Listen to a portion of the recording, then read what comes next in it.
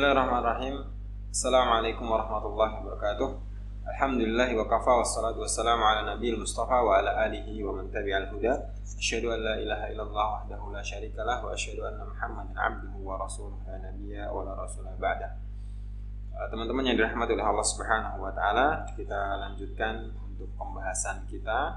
Insyaallah ini pembahasan yang selanjutnya, pembahasan ketiga. Di sini kita akan membahas tentang arkanul iman, tentang rukun iman. Insyaallah nanti kita akan bahas satu persatu, karena kemarin kita sudah membahas muqaddimah, dan di muqaddimah di sana disampaikan hadis di mana Jibril diajari oleh Rasulullah SAW, diajari oleh malaikat Jibril tentang mahwal Islam, wa mahwal iman, wa mahwal ihsan, kemudian dilanjutkan dengan berikutnya. Nah, di sini kita akan membahas tentang al-iman. Arkanul iman sittah ya. Jadi rukun iman itu ada 6. Al-imanu billah, iman kepada Allah Subhanahu wa taala, kepada malaikatnya, kepada kitab-kitabnya, kemudian kepada rasulnya, kepada hari akhir, kemudian kepada qada dan qadar. Nah, jadi di antara 6 iman ini, 6 iman rukun ini, 6 rukun iman ini adalah saling berhubungan ya, saling bersangkutan di antara satu dengan yang lainnya. Ketika salah satu dari 6 rukun iman ini kita tidak percayai atau kita mengingkarinya, maka iman yang ada pada diri kita itu batal. Kalau diibaratkan sebuah rumah, arkanul iman, rukun iman ini seperti susunan sebuah rumah. Jadi di situ ada pondasi, ada tiang, kemudian ada atap, genting, dan lain sebagainya. Ketika salah satu dari susunan rumah ini tidak ada, misalnya rumah tidak ada tiangnya atau rumah tidak ada pondasinya, maka rumah itu akan roboh. Nah, seperti itulah ibaratkan rukun iman kita. Jadi kita harus mempercayai 6 rukun iman yang sudah ditetapkan oleh Allah Subhanahu wa taala. Nah, sekarang di sini kita akan membahas tentang al-imanu billah, iman kepada Allah Subhanahu wa taala. Di sini adalah tauhid kepada Allah Subhanahu wa taala, mentauhidkan Allah Subhanahu wa taala. Mentauhidkan Allah adalah salah satu tujuan dari diciptakannya manusia. Allah Subhanahu wa taala berfirman, tidaklah aku menciptakan jin dan manusia, wa ma khalaqtul jinna wal insa illa liya'budun. Tidaklah aku menciptakan jin dan manusia kecuali untuk beribadah kepada Allah Subhanahu wa taala. Nah, jadi penciptaan jin dan manusia hanya untuk beribadah kepada Allah Subhanahu wa taala saja. Jadi kita diperintahkan untuk beribadah kepada Allah saja, tidak kepada yang lainnya. Ini adalah bentuk bahwasanya tujuan Allah Subhanahu wa taala menciptakan manusia adalah untuk mentauhidkan Allah Subhanahu wa taala. Kemudian dalam ayat lain disampaikan wa ma umiru, dalam surat Al-Bayyinah, wa ma umiru illa liya'budullaha mukhlishina lahuddin. Dan tidaklah kami memerintahkan kepada mereka untuk beribadah kepada Allah Subhanahu wa taala secara ikhlas, hanya kepada Allah Subhanahu wa taala. Kemudian dalam ayat lain disampaikan alladzina amanu wa lam yalbisu imanahum bidzulmin ulaika lahumul amnu wa hum muhtadun. Jadi sumber keamanan yang akan kita dapatkan baik itu di dunia dan akhirat itu adalah dengan mentauhidkan Allah Subhanahu wa taala. Alladzina amanu, orang-orang yang beriman, wa lam yalbisu imanahum bidzulmin, dan dia tidak mencampur adukan keimanannya dengan dzulmun. Apa itu dzulmun? Dzulmun di sini maksudnya kezaliman di sini adalah asyirku billah. Ya, jadi kezaliman, inna syirka la dzulmun azim. Sesungguhnya kesyirikan itu adalah kezaliman yang sangat besar. Jadi maksud kezaliman di sini adalah mensekutukan Allah Subhanahu wa taala. Jadi ketika kita ingin keamanan, jaminan amanah dari Allah Subhanahu wa taala di dunia dan akhirat, tentunya apa? Kita tidak boleh mensekutukan, mensyirikan Allah Subhanahu wa taala.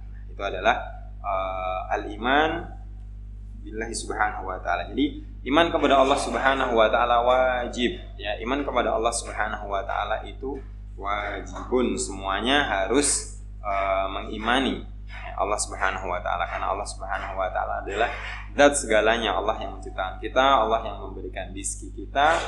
Hanya kepada Allah Subhanahu wa taala kita beribadah. Nah, kemudian al-imanu bil iman kepada Allah Subhanahu wa taala, para ulama menyampaikan bahwasanya iman kepada Allah itu dibagi menjadi 3, yaitu al-imanu bil uluhiyah, al-imanu bil rububiyah, al-imanu bil asma'i was sifat. Yang pertama adalah iman dengan rububiyah Allah Subhanahu wa taala, iman dengan uluhiyah Allah Subhanahu wa taala. Uluhiyah itu disebut juga dengan tauhid ibadah, tauhid bagaimana kita beribadah kepada Allah Subhanahu wa taala, itu tauhid ibadah. Ya. Tauhid beribadah kepada Allah Subhanahu wa taala. Jadi hanya kepada Allah Subhanahu wa taala kita beribadah. Nah, jadi kita tidak diperbolehkan untuk mensekutukan Allah Subhanahu wa taala. Ini masuk dalam kategori tauhid uluhiyah. Kemudian yang kedua adalah tauhid rububiyah. Tauhid rububiyah itu adalah tauhid kita meyakini bahwasanya hanya Allah Subhanahu wa taala yang harus kita imani, bahwa Allah Subhanahu wa taala yang memberikan kita rizki, Allah Subhanahu wa taala yang memberikan kita umur, Allah Subhanahu wa taala yang memberikan kita segalanya dalam urusan dunia. Allah yang menghidupkan kita, Allah yang mewafatkan kita dan lain sebagainya. Itu hanyalah Allah Subhanahu wa taala. Tidak boleh kita meminta kepada yang lain, meminta rizki kepada yang lain, meminta rizki kepada pohon, tumbuh-tumbuhan, meminta kepada batu, patung dan lain sebagainya. Itu tidak diperbolehkan dan itu masuk dalam kategori syirik, mensekutukan Allah Subhanahu wa taala. Sedangkan yang ketiga adalah al-iman bil asma'i was sifat. Jadi iman kepada asma dan sifat Allah Subhanahu wa taala. Bahwasanya kita harus mengimani Allah Subhanahu wa taala mempunyai